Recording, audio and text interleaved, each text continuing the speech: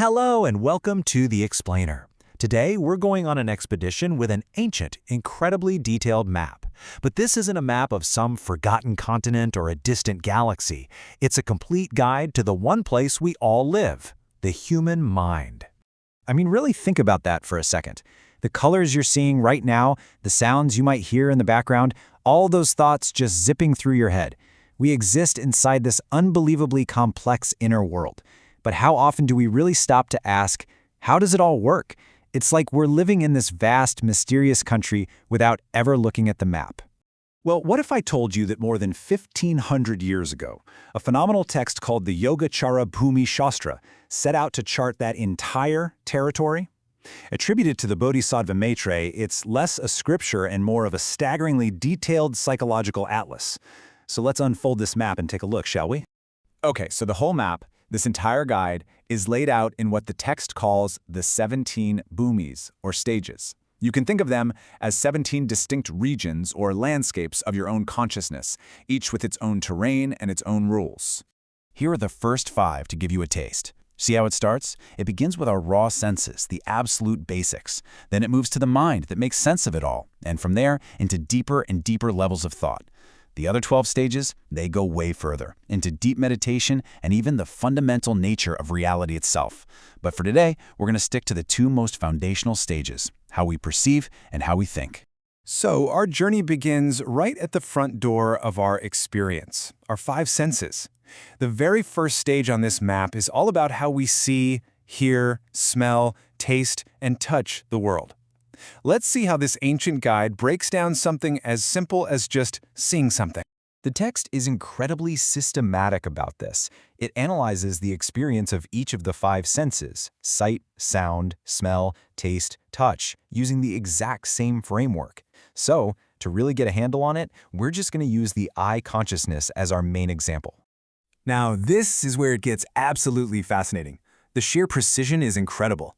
A single moment of seeing isn't just one thing. It has a nature. Its fundamental job is to recognize form. It has a basis, and get this, it's not just the physical eyeball, but also the mind and a deep seed consciousness, which is kind of like a foundational awareness. It has an object, colors, shapes, gestures. It has associates, all the other mental stuff happening at the exact same time, like attention and feeling. And finally, it has a function, to just see its object, right here, right now.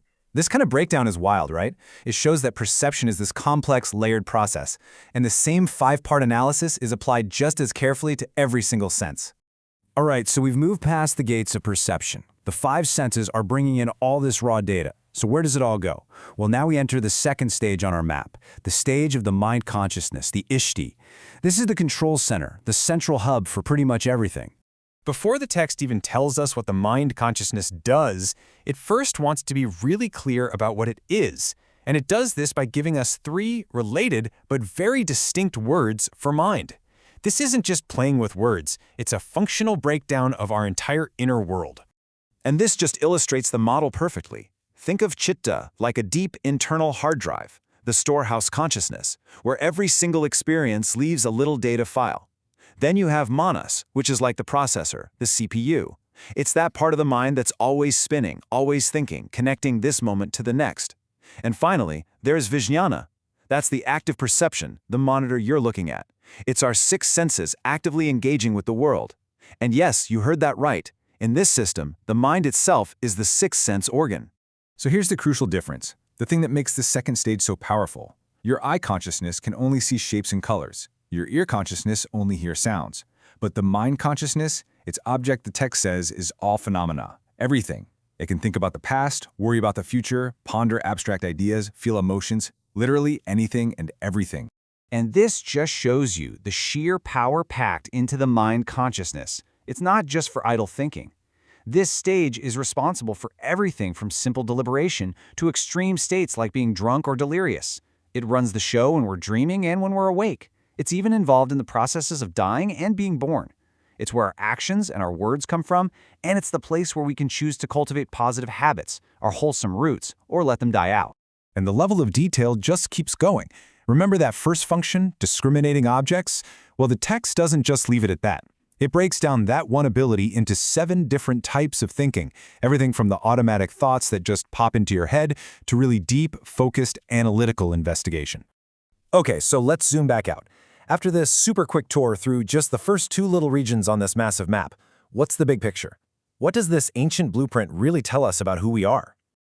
The big takeaway for me is this: our everyday experience, something as simple as seeing a cup of coffee and thinking, I want that, is actually an incredibly complex, structured process. This ancient map gives us the language and the framework to see that structure, to realize our inner world isn't just some random chaos, but a system with predictable, understandable parts. And honestly, we have barely scratched the surface. We only looked at the welcome mat, basic perception and basic thinking. Just try to imagine what lies deeper in this map. The next 15 stages chart the landscapes of deep meditation, the growth of liberating wisdom, and the ultimate nature of reality itself. It leaves you with this incredible, tantalizing question. If this much insight is packed into just the first 2 steps of the journey, what profound wisdom is waiting for us in the 15 stages still ahead?